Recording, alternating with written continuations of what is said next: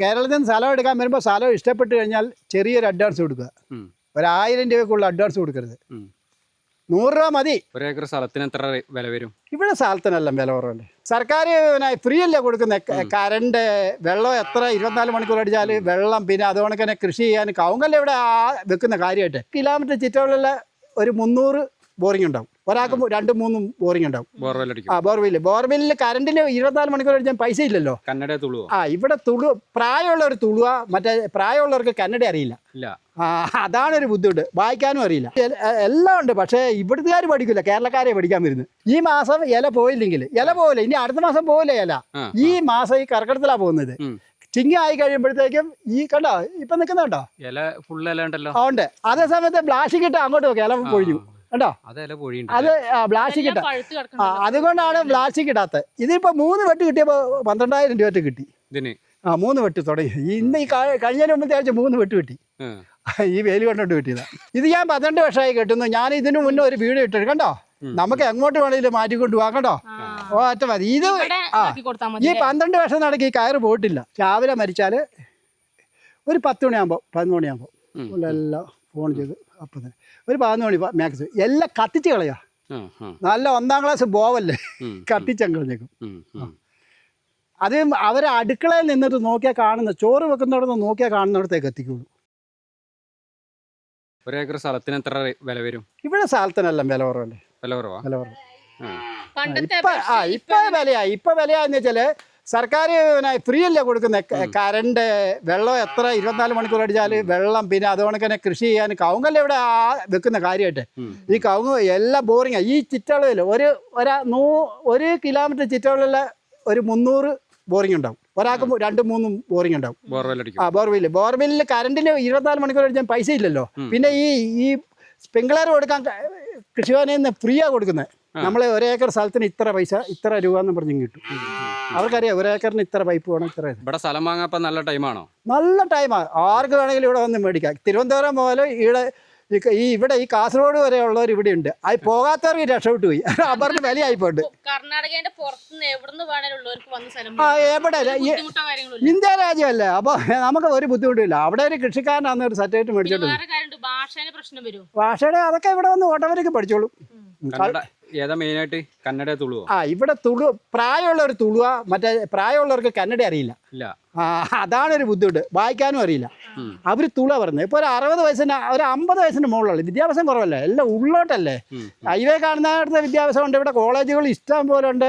Nursing college ഉണ്ട്, എല്ലാ MBS college എല്ലാം ഉണ്ട്. പക്ഷേ ഇവിടുത്തുകാർ പഠിക്കില്ല, കേരളക്കാരെ പഠിക്കാൻ വരുന്നത്.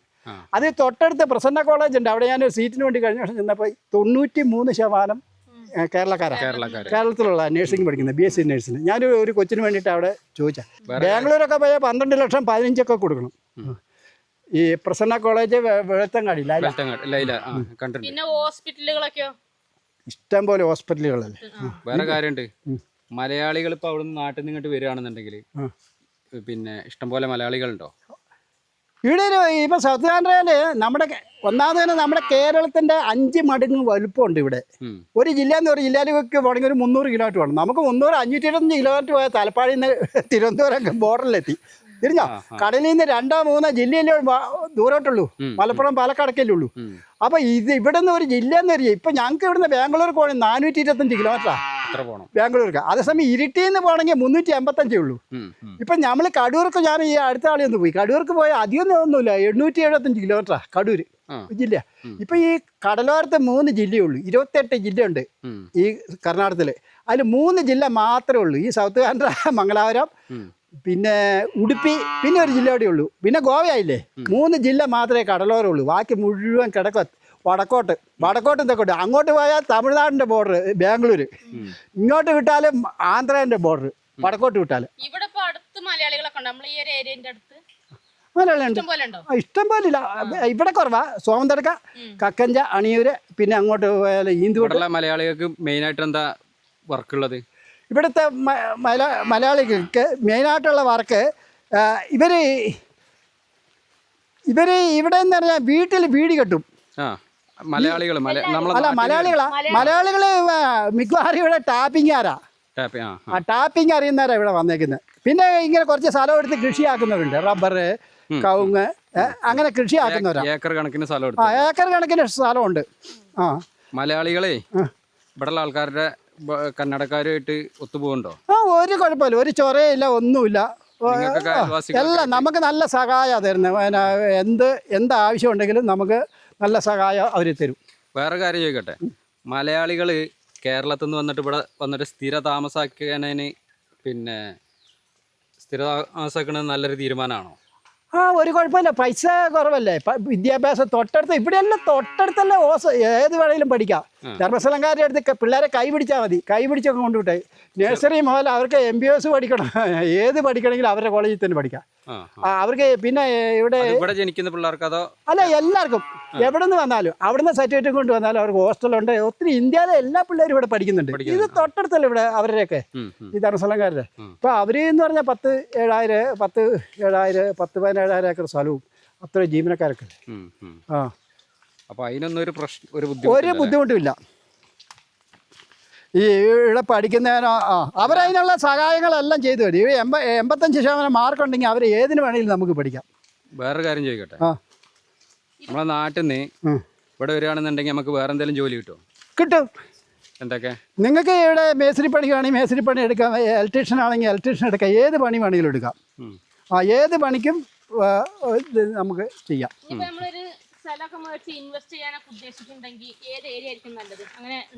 അങ്ങനെയല്ല, നമുക്ക് റോഡെന്ന് പറഞ്ഞാൽ ഹൈവേൻ്റെ സൈഡിൽ കിട്ടാൻ ബുദ്ധിമുട്ടാണ്. കുറച്ച് ഉള്ളോട്ട് ഇതവണക്ക് ഇങ്ങനെ ഉള്ളോട്ട് പോയിട്ട് സ്ഥലം എടുക്കുക, കൃഷിയാക്കുക. പിന്നെ എന്ത് ബിസിനസ്സും തുടങ്ങാം, വേറെ പ്രശ്നങ്ങളൊന്നുമില്ല, ഒരു പ്രശ്നമില്ല. സർക്കാരൊന്നും പ്രശ്നം ഇല്ല. സർക്കാർ നമുക്ക് തന്നെ സർക്കാർ നല്ല ഇതല്ലേ തരുന്നേ.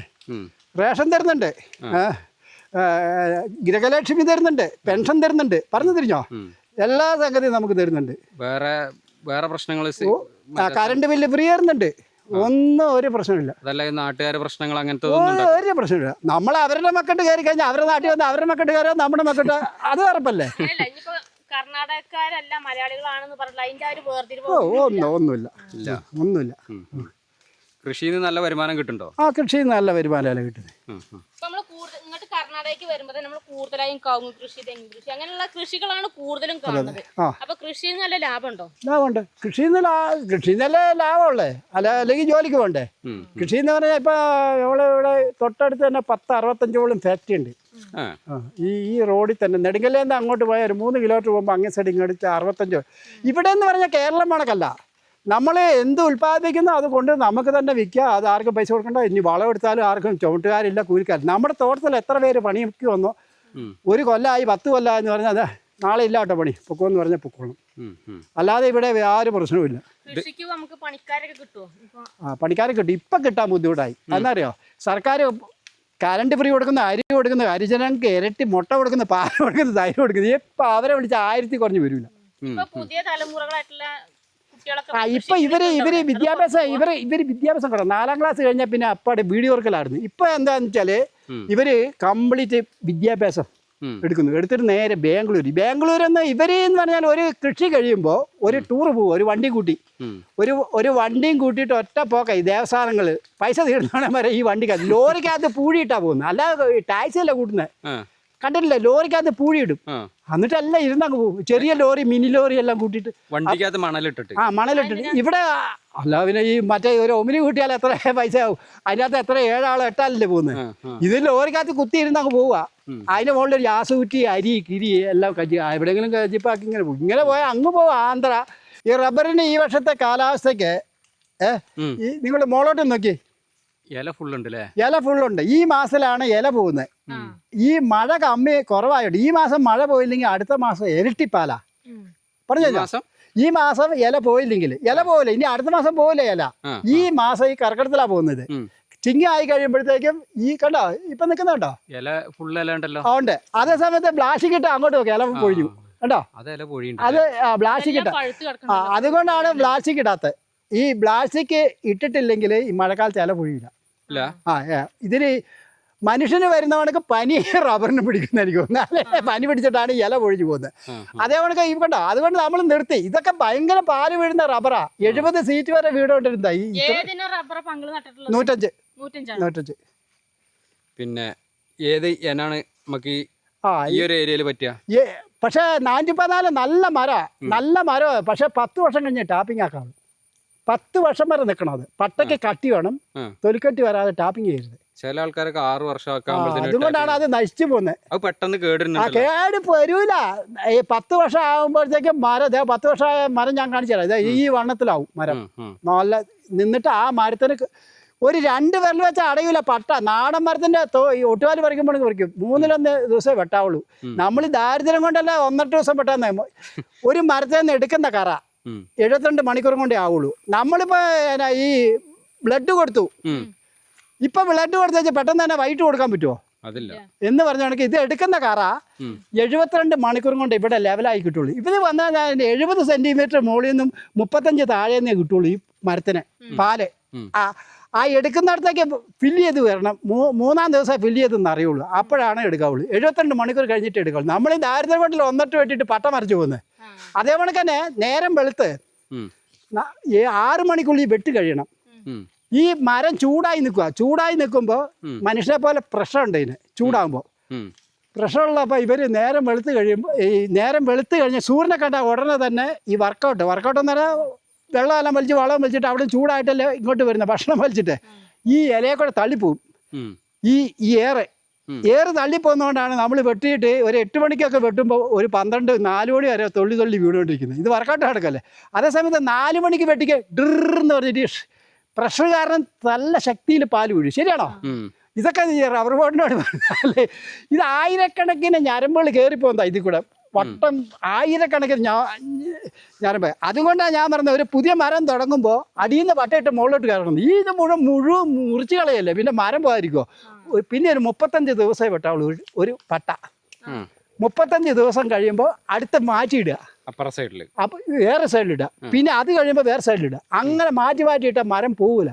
ഒരു കുഴപ്പമില്ല. ഇത് അല്ലെങ്കിൽ നിങ്ങൾ പരീക്ഷിച്ച് നോക്കൂ. ഒരു 35-40 വെട്ടേ വെട്ടാവുള്ളൂ ഒരു പട്ട. ഇവിടുത്തെ ഈ ഞരമ്പുകൾ കയറിപ്പോന്ന മുഴുവൻ മുറിച്ചല്ലേ വരുന്നത്. അപ്പൊ ഇവിടുന്ന് വരുന്നത് ഇവിടെ പാലിങ്ങോട്ട് വരാതിരിക്കും നമ്മൾ എടുക്കുന്നതനുസരിച്ച്. പിന്നെ എന്നാ കുഴപ്പം എന്താ, ഇത് റബ്ബർ കോട്ട് അടിച്ചിട്ടേക്കുന്നതാ. ഈ റബ്ബർ കോട്ടിന്റെ ഗുണം എന്താ വെച്ചാല് ഈ ഭാഗത്തൊന്നും വെള്ളം ഉണ്ടാകില്ല. എവിടെയെങ്കിലും ചെറിയ അടി കിട്ടിയിട്ടുണ്ടെങ്കിൽ അത് അടുത്ത കൊല്ലത്തേക്ക് അറിയല. അത് അടുത്ത കൊല്ലം ഒരു കൊല്ലം കഴിയുമ്പോൾ വെട്ടാ ഇവിടെ റബ്ബർ കോട്ട് അടിച്ചിടും. ഇതിപ്പോ നിങ്ങൾ വെച്ച് വെട്ടി തന്നെയല്ലേ ഇത് മൊത്തം? അതെ. കുറെ പണിക്കാർ വെട്ടിയിട്ട് കുറച്ച് പോയായിരുന്നു. ഇത് കണ്ടോ, പണിക്കാർ വെട്ടിയത് ഇതാ കണ്ടോ. കൂലിക്ക് ആള് വെട്ടിയിട്ടാ ഇത് കായായ. റബ്ബർ കോട്ട് അടിച്ചിട്ടേക്കുന്ന കറുപ്പ് കണ്ടോ. ഇത് കണ്ടോ, ഈ കായ കണ്ടോ. അതെല്ലാം പൊക്കോളൂ. റബ്ബർ കോട്ട് അടിച്ചു ഒരു ഇത് ഇപ്പറ കണ്ടോ. ഇത് പണിക്കാർ വെട്ടിയതാ. ഇതിപ്പോ ഞാനാ ടാപ്പിംഗ് ആക്കുന്നത്. ഈ ഭാഗം ഞാൻ ടാപ്പിംഗ് ആക്കുന്ന. പിന്നെ എന്ന് വെച്ചാൽ ഇപ്പൊ റബ്ബർ കുറഞ്ഞില്ല, കുറെ കട്ടാക്കി കളഞ്ഞിട്ട് ഇതാക്കിയില്ലേ. പൈനാപ്പിൾ കവുങ്ങെല്ലാം കൃഷി ആക്കിയതുകൊണ്ട് ഇപ്പോഴത്തെ കണക്കിന് റബ്ബറാണ് ലാഭം. 1 കിലോ ഒട്ടുപാലിന് ഇപ്പോഴത്തെ കണക്കിന് 1 കിലോ ഒട്ടുപാലിന് 1 കിലോ ഷീറ്റിന്റെ പൈസ ഇപ്പം അറിയാവോ. അത് പയ്യൊന്ന് ചൂടാക്കി കൊണ്ട് കൊടുത്താൽ അന്നേരം പൈസയാണ്. ഡിമാൻഡ് ഉണ്ടെങ്കിൽ 175 രൂപ, 72 രൂപ, 80 രൂപ, 68 രൂപയാണ് 1 കിലോ ഒട്ടുപാലിൻ്റെ വില. ഇപ്പോഴത്തെ വെറും ഇപ്പൊ ഒരു 10 വെട്ട് കിട്ടിയ ഇതിപ്പോ 3 വെട്ട് കിട്ടിയപ്പോ 12,000 രൂപ കിട്ടി. 3 വെട്ട് തുടങ്ങി. ഇന്ന് ഈ കഴിഞ്ഞ മുമ്പത്തെ ആഴ്ച 3 വെട്ട് കിട്ടി. ഈ വേലി കൊണ്ടോട്ട് കിട്ടിയതാ. പിന്നെ വേറെ സംഭവം കേട്ടോ, നമ്മളെ നാട്ടിലൊക്കെ റബ്ബറിന് നമ്മൾ എങ്ങനത്തെ കയറ, പ്ലാസ്റ്റിക്കിന്റെ കയറല്ലേ. ഇത് ഞാൻ 12 വർഷമായി. ഇതാ കേട്ടോ, പ്ലാസ്റ്റിക്കിന്റെ തന്നെ നമ്മൾ അയ കെട്ടുന്ന അങ്ങനത്തെ സൈസ് കയറ കെട്ടി. ഇത് എന്തുകൊണ്ടാണ് ഈ കയർ ഉപയോഗിക്കാൻ കാരണം? ഇത് ഞാൻ 12 വർഷമായി കെട്ടുന്നു. ഞാൻ ഇതിനു മുന്നേ ഒരു വീഡിയോ ഇട്ടു കണ്ടോ. നമുക്ക് എങ്ങോട്ട് വേണമെങ്കിലും മാറ്റിക്കൊണ്ട് പോവാം കേട്ടോ. ഒറ്റ മതി. ഇത് ഈ 12 വർഷം നടക്കി ഈ കയറ് പോയിട്ടില്ല. ഇനി ഈ കയറ് പോകുമ്പോ മറ്റാണെങ്കിൽ 2-3 പ്രാവശ്യം 2 പ്രാവശ്യം വള്ളി കെട്ടണം, മാറ്റി കെട്ടണം. ഇത് പൊടിഞ്ഞു പോവുക. ഇത് അങ്ങനെയില്ല. ഇത് പൊടിഞ്ഞു പോകുമ്പോൾ അടുത്ത് കിട്ടുക. ഇതിപ്പോൾ നമ്മൾ ഒന്നിച്ചൊരു പൈസ മുടക്കണതേ ഉള്ളൂ. അങ്ങനെ വിലയൊന്നുമില്ല. 200 രൂപ ഉള്ളൂ. ഇപ്പം അയച്ചാൽ 240 200 രൂപ വില ഇതിനുണ്ടായിരുന്നു. കിലോ 80 എണ്ണം കെട്ടാ 1 കിലോ. മറ്റേ കമ്പി മേടിക്കണ കഴിഞ്ഞ ലാഭം. കമ്പി കുറച്ച് കഴിയുമ്പോൾ തുരുമ്പ് പിടിച്ചു. കമ്പി പറ്റൂലപ്പാ. ഇതിന് ഒരു കുഴപ്പമില്ല. നമുക്ക് എങ്ങോട്ട് വേണേലും മാറ്റാം. കമ്പി തുരുമ്പെടുത്തു. ഇതൊന്ന് ട്രൈ ചെയ്ത് നോക്കിക്കോളൂ. ചെറിയൊരു കുടുക്കിട്ടിട്ടുള്ളൂ ഇവിടെ. അതെ. ഒന്നുമില്ല. ഇത് ഇതുണ്ടോ, ഇത്രേ ഉള്ളൂ. എത്ര വെയിറ്റ് വെച്ചാ ഇത് കണ്ടോ കേട്ടോ. ഇത് വേറെ കാര്യം. ഇത് കണ്ടോ, നമ്മൾ ഒരു വട്ടം പട്ടയിലെങ്ങാൻ ഇച്ചിരി പാൽ ഒഴുകിയിട്ടുണ്ടെങ്കിൽ ഇത് പിടിച്ചു കണ്ടോ. ചിലത് പറിക്കാൻ പറ്റില്ല കത്തിക്ക്. ഇത് കണ്ടോ, എല്ലാം ഇത് കണ്ടോ, ഈ പാലെല്ലാം പിടിച്ചിരിക്കും കേട്ടോ. അതുകൊണ്ട് പിന്നെ പെട്ടെന്ന് പെട്ടെന്ന് പോകില്ല, അതെ കേടും വരില്ല. ഈ പാല് പിടിക്കുന്നുണ്ട്, പെട്ടെന്ന് പോകുന്നുണ്ട്. എങ്ങനെയായാലും ഒരു പുതിയതായിട്ട് ടാപ്പിങ് തുടങ്ങുമ്പോൾ കുറച്ച് എങ്ങനെയായാലും പെട്ടെന്ന് ചാടും, കട്ടി കൂടുതലായതുകൊണ്ട്. മറ്റേ പ്ലാസ്റ്റിക് കയർ 2-3 വട്ടം വാങ്ങണേരം ഇത് വാങ്ങിയാൽ മതി. അതെ അതെ അതെ. ഇതെല്ലാം ഈ മരത്തിനെല്ലാം 2 ചിരട്ടയാണ് വെച്ചോണ്ടിരുന്നത്. എനിക്ക് ഞാൻ 2 വർഷം പ്ലാസ്റ്റിക് ഇട്ടു, അതോടുകൂടി പാല് പോയി. പ്ലാസ്റ്റിക് ഇട്ട പാല് പോയി. പിന്നെ ഡിസംബർ ജനുവരിയിൽ പാലില്ല. 70 സീറ്റ് വരെ കിട്ടിയത് 25 സീറ്റാണ് കിട്ടിയത് പിന്നീട് കിട്ടിയത്. അതുകൊണ്ട് ആ പരിപാടി നിർത്തി.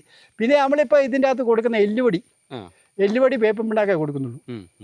പാറ്റംബോസ് ഇടരുത്, ഇട്ടാൽ അവൻ 45 ദിവസം കൊണ്ട് 60 ദിവസം കൊണ്ട് നമുക്ക് മാക്സിമം പാലെടുത്ത് തരും.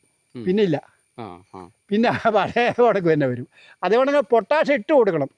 പൊട്ടാഷ് ഇട്ടിട്ടില്ലെങ്കിൽ ഇതിൻ്റെ ഞരമ്പുകളെ വികസിപ്പിക്കാനാണ് പൊട്ടാഷിൻ്റെ ഗുണം. ഞരമ്പില്ലേ, റബ്ബറിൻ്റെ ഈ ബ്ലഡ് ഓട്ടം, മനുഷ്യൻ്റെ ബ്ലഡ് ഓട്ടം ഇല്ലാതെ തടയുന്നവർക്ക് ഇതിനുകൊണ്ട് തടസ്സം വരും. അതിന് പൊട്ടാഷ് ഏറ്റവും നല്ല. പിന്നെ ഈ ഒരു ഏരിയയിൽ എന്തെങ്കിലും കാണാനുള്ള പ്രത്യേക സ്ഥലങ്ങളുണ്ടോ? ടൂറിസ്റ്റ് സ്ഥലങ്ങൾ ഉണ്ട്. എവിടെയൊക്കെയാണ്? ഇവിടെ ചേരമാടി ചുരത്തിൽ പോയി കഴിഞ്ഞാൽ നല്ല 1ാം ക്ലാസ് ഉണ്ട്. ശൃംഗേരി മഠം പോവാം. ഇവിടെ തൊട്ടടുത്ത് പോയാൽ നമുക്ക് ഇഷ്ടം പോലെ കച്ചി മീനുകളെ കാണാൻ നമ്മുടെ കയ്യിൽ നിന്ന് മേടിച്ചോണ്ട് തീറ്റ തിന്നും. ഇവിടെ ഈ ഒരു പ്രദേശത്ത് ഇങ്ങോട്ട് വന്ന് നമുക്ക് കുടുംബമായിട്ട് വന്നിട്ട് താമസിക്കുന്നതിന് പ്രശ്നമൊന്നുമില്ലല്ലോ? ഒരു പ്രശ്നമില്ല, അങ്ങനത്തെ ഇല്ല. അവരെ വേണ്ട എല്ലാ സഹായം. നമുക്ക് ആദ്യം വന്നപ്പോൾ വീടില്ലെങ്കിൽ അവർ വീട് എടുത്തു തരും. വീട് ഇന്നടുത്തുണ്ടെന്ന് പറഞ്ഞ് വാടക കൊടുത്താൽ വീട് കിട്ടും. ഏത് വീട് വേണമെങ്കിൽ കിട്ടും. 2000 മുതൽ മുകളോട്ട് 10,000 രൂപ കൊടുത്ത് വരെയുള്ള വീടുകളുണ്ട്. പിന്നെ ഇവിടുത്തെ ഭക്ഷണ രീതികളൊക്കെ എങ്ങനെയൊക്കെയാണ്? ഇവിടുത്തെ ഭക്ഷണ രീതി എന്ന് വെച്ചാൽ നമ്മളെ നാട്ടിലത്തെ പോലെ ഇറച്ചി മീൻ അങ്ങനെ മീൻ ഇവർ കഴിക്കും. ടേൽസ് എന്ന് പറഞ്ഞ കോഴിയുണ്ട് ഇവിടെ, കട്ടി പോത്തിന്റെ ഇറച്ചിയുടെ വേവുണ്ട് ടേൽസ്. അത് 6 കിലോ 7 കിലോ 5 കിലോ ഉണ്ടാവും. അത് ഇവര് പിന്നെ കല്യാണത്തിനെ മേടിക്കുള്ളൂ. ഈ ബോയിലർ കോഴിയാണ് മേടിക്കുന്നത്. അത് ഇവര് ഒരു ആഴ്ചക്ക് അല്ലെങ്കിൽ ഒരു 15 ദിവസം കൊണ്ട് 1 കിലോ മേടിക്കും. അത് അവർക്ക് അന്ന് കമ്മത്താ. ഇവരുടെ സ്പെഷ്യൽ ഭക്ഷണം എന്താ? ഇവരുടെ സ്പെഷ്യൽ ഭക്ഷണം എന്ന് വെച്ചാൽ വൈകിട്ടത്തെ ചോറ് ജാസ്തി വെച്ചിട്ട് അത് രാവിലെ നല്ല കുത്തിരിച്ചോറാണ് കഴിക്കുന്നില്ല. ഈ കണ്ടല്ലേ തേച്ചും.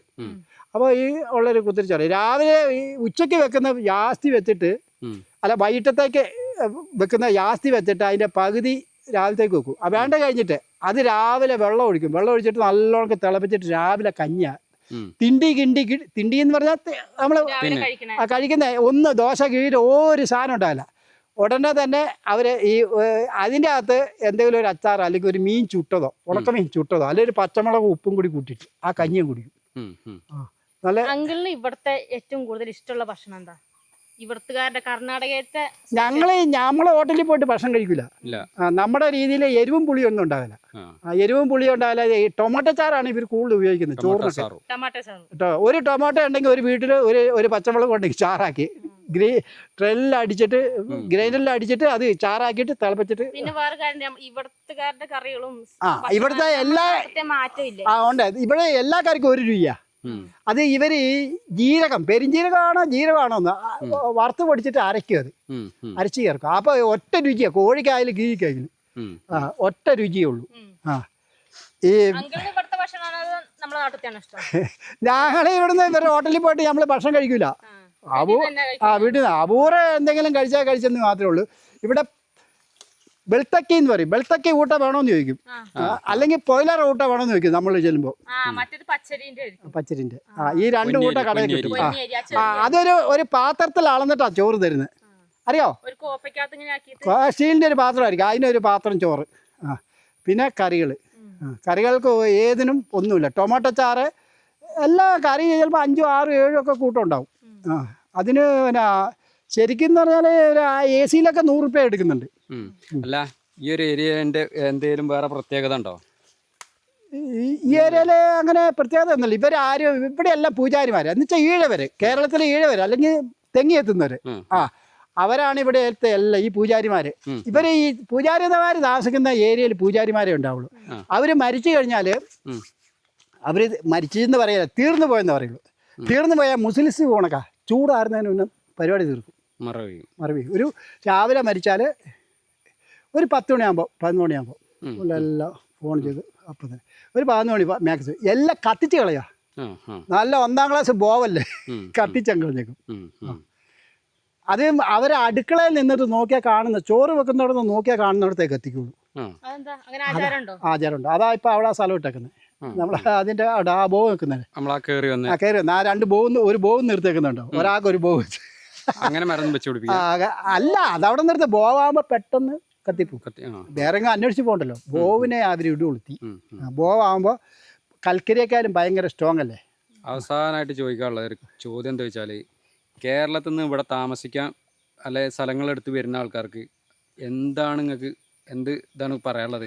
കേരളത്തിൽ നിന്ന് സ്ഥലം എടുക്കാൻ വരുമ്പോൾ സ്ഥലം ഇഷ്ടപ്പെട്ട് കഴിഞ്ഞാൽ ചെറിയൊരു അഡ്വാൻസ് കൊടുക്കുക. 1000 രൂപയ്ക്കുള്ള അഡ്വാൻസ് കൊടുക്കരുത്. 100 രൂപ മതി. ഒരു 100 രൂപ അഡ്വാൻസ് കൊടുത്തിട്ട് നല്ല വെളുത്തങ്ങാടി നല്ല മലയാളീസ് വക്കീലന്മാരുണ്ട്. പറഞ്ഞോ വക്കീലിൻ്റെ അടുത്ത് ഇവരുടെ വക്കീൽ നമ്മളെ അടുത്തുണ്ട്, റെഡി ഉണ്ട്. നമ്മൾ ആദ്യമേ ഇവരുടെ നമുക്ക് തരുന്നതിൻ്റെ ഫോട്ടോസാറ്റ് എടുത്ത് മേടിക്കുക. ഈ സ്ഥലത്തിൻ്റെ ആധാരത്തിൻ്റെ ചില സ്ഥലങ്ങൾ 100 കൊല്ലം 200 കൊല്ലം വരെ ജനിക്കാനുള്ള പിള്ളേരുടെ ഇല്ല. എത്ര തലമുറ ഇങ്ങനെ പോകും. ആ സ്ഥലം വിൽക്കാൻ പാടില്ല. പറഞ്ഞോ മക്കള് എനിക്ക് ജനിക്കുന്ന മക്കള് അവരുടെ മക്കള് ഈ സ്ഥലങ്ങൾ മേടിച്ചാൽ പിന്നെ അത് നമുക്ക് റേഷൻ ചെയ്ത് ചിലപ്പോൾ കിട്ടിയായിരിക്കും. ഇവിടെ എഴുത്തുകാരൊന്നുമില്ല, വക്കീലന്മാരാണ് എഴുതുന്നത്.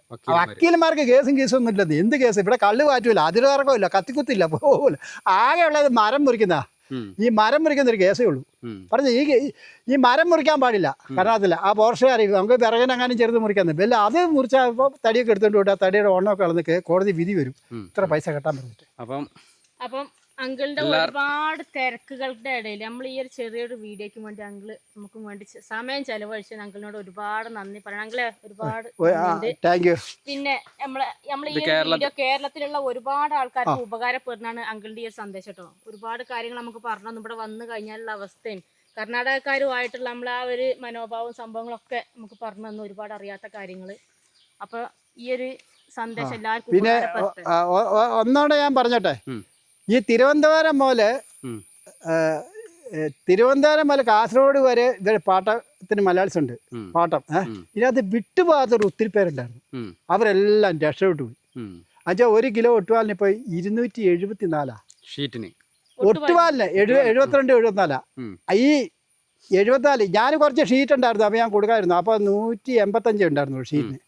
ഞങ്ങൾക്ക് ഇവിടെ ഈ സൊസൈറ്റി 1988 സ്റ്റാർട്ടിങ് ചെയ്ത് നല്ല ഭയങ്കര സൊസൈറ്റിയാണ്. എന്നുവെച്ചാൽ 40 കടയുണ്ട് അവർക്ക്. വേറെ 4 ജില്ലയിലായിട്ട് 40 കടയുണ്ട്. 40 ജീവനക്കാർ പ്രൈവറ്റ് ആൾക്ക് കൊടുത്തിട്ടുണ്ട് കമ്മീഷൻ ബേസിലും. അപ്പം ഞാൻ അവിടെ സ്റ്റോക്ക് ചെയ്തു. നമുക്ക് പൈസ ഒന്നും കൊടുക്കണ്ട, സ്റ്റോക്ക് ചെയ്തു. ഞാൻ ഈ അടുത്ത ആളിലാണ് വിറ്റ്. അപ്പം അങ്ങനെ ഒത്തിരി പേര് പട്ടന്മാരൊക്കെ എന്താ വെച്ചാൽ ചെയ്യുന്നത് 50 ടണ്ണൊക്കെ സ്റ്റോക്ക് ചെയ്തവരുണ്ട്. ഇങ്ങോട്ടൊക്കെ പോയാൽ എത്രയോ തോട്ടമുണ്ട്, 300 ഏക്കർ 200 ഏക്കർ തോട്ടമുള്ളവരൊക്കെ ഉണ്ട്. അപ്പോൾ അങ്ങനെ ഒത്തിരി സ്റ്റോക്ക്. പിന്നെ ഇവർക്ക് വരുന്നത് നമ്മൾ സെക്കൻഡ് ഈ സൊസൈറ്റിക്ക് ഇത്ര ലാഭം എന്ന് വെച്ചാൽ ഞാൻ കണ്ടുപിടിച്ചത് എങ്ങനെ വെച്ചാൽ എത്ര സെക്കൻഡ് ഷീറ്റ് വന്നാൽ ഇവർ വണ്ടികളെല്ലാം ഉണ്ട്, ഒത്തിരി ബ്രാഞ്ചുകളും വണ്ടികളും ഉണ്ട്. അപ്പോൾ ഈ വണ്ടിക്ക് കയറ്റിയിട്ട് നേരെ ലൈലയിൽ പോകും. ലൈലയിൽ അവർക്ക് ഈ വണ്ടീൻ്റെ ഈ സ്കൂട്ടറിൻ്റെ ഒക്കെ മാറ്റ് അടിക്കുന്നുണ്ട്, കന്നാലിക്ക് കിടക്കാനൊക്കെ. അപ്പോൾ കന്നാലിക്ക് കിടക്കാനുള്ള മാറ്റ് എല്ലാം ഉണ്ട്. കൃഷിക്ക് ആവശ്യമുള്ള ട്രാക്ടറിൻ്റെ ഒക്കെ ഉണ്ട്. അപ്പോൾ അത് കൃഷിക്കാന്ന് ഉള്ളതിൻ്റെ നമുക്ക് 40% 50% സബ്സിഡി കിട്ടും. അപ്പോൾ അവിടെ ഈ സെക്കൻഡ് സീറ്റ് ചെല്ലുമ്പോൾ ലൈറ്റിൻ്റെ ഉള്ളിലിട്ടിട്ട് 10-15 പെണ്ണുങ്ങളുണ്ട്. ഈ സെക്കൻഡ് സീറ്റ് വണ്ടീൻ്റെ ഉള്ളിൽ കൂടെ കയറിയിട്ട് എല്ലായിടത്തും ഇറക്കി കൊടുക്കും. അങ്ങനെ ഇട്ട് നോക്കും. ആ കറണ്ട് കട്ട് ചെയ്തിട്ട് സെക്കൻഡ് ഫസ്റ്റാക്കി വിടും. ബാക്കി തീരെ പോകുന്ന ഷീറ്റുകൾ അവിടെ ഇട്ടിട്ട് ഉരുക്കിയിട്ട് മാറ്റുകളുണ്ടാകും. ആർക്ക് വേണമെങ്കിലും മാറ്റ് മേടിക്കാം. ആ മാറ്റ് ഒരിക്കലും മുറിയോ ഇല്ല. അപ്പം അതിൻ്റെ ഉള്ളിൽ നല്ല സിൽക്ക് തുണി വെച്ചിട്ടാണ് അടിക്കുന്നത്. ഒരിക്കലും ആ തുണി പോയില്ല. ഇവിടെ തമിഴ്നാട്ടിൽ നിന്ന് ഈ തുണി ഇറക്കിയിട്ടില്ല, ഈ തുണി അതിൻ്റെ ഉള്ളിൽ വെച്ചിട്ട് അടിക്കുന്നത്, സിൽക്ക് തുണി. അത് ഒരിക്കലും ഇത് മുറിഞ്ഞു പോകില്ല. നമ്മുടെയൊക്കെ വേറെ മേടിച്ച് കഴിഞ്ഞാൽ കുറേ കഴിഞ്ഞിട്ട് ഇങ്ങനെ പിടിക്കുമ്പോൾ മുറിഞ്ഞു പോകും. അത് മുറിഞ്ഞു പോകില്ല. അങ്ങനെ അപ്പൊ നമ്മൾ ഈ ഒരു വീഡിയോ നമ്മളിവിടെ വൈൻഡപ്പ് ചെയ്യാണ്. ഒരുപാട് ആൾക്കാർക്ക് ഉപകാരപ്പെട്ട നമ്മൾ ഇന്നത്തെ ഈ ഒരു വീഡിയോ നന്നാ. അപ്പൊ എല്ലാവർക്കും ബൈ, ടാറ്റാ.